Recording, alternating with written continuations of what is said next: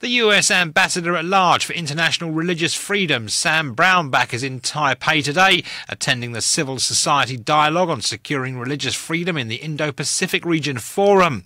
And Brownback delivered a keynote speech earlier this morning. An ICRT commentator and Taipei Jewish Center Chairman Ross Feingold is there. So Ross, what did Brownback say? Well, he emphasized the Trump administration's support for religious freedom around the world. One interesting aspect of his speech was the very broad global perspective, and there was an emphasis. In fact, he identified attendees in the room who are from minority religions, religions that we don't often hear much about. For example, he introduced somebody who's a Montagnard Christian from Vietnam who faces repression. Uyghurs, which have been more in the news, were also mentioned.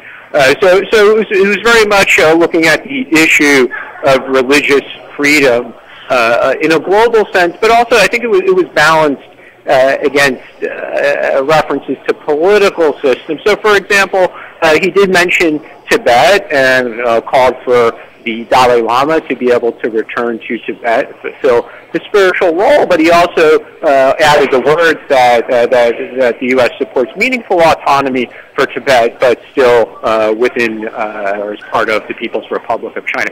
So it's interesting to see this balance between religious freedom and freedom of worship issues as opposed to discussions about political systems. That was ICRT commentator and Taipei Jewish Center Chairman Ross Feingold. The two-day forum is bringing together leaders from more than 15 countries for discussions on how to better protect and promote religious freedom, as well as to encourage interfaith dialogue and cooperation.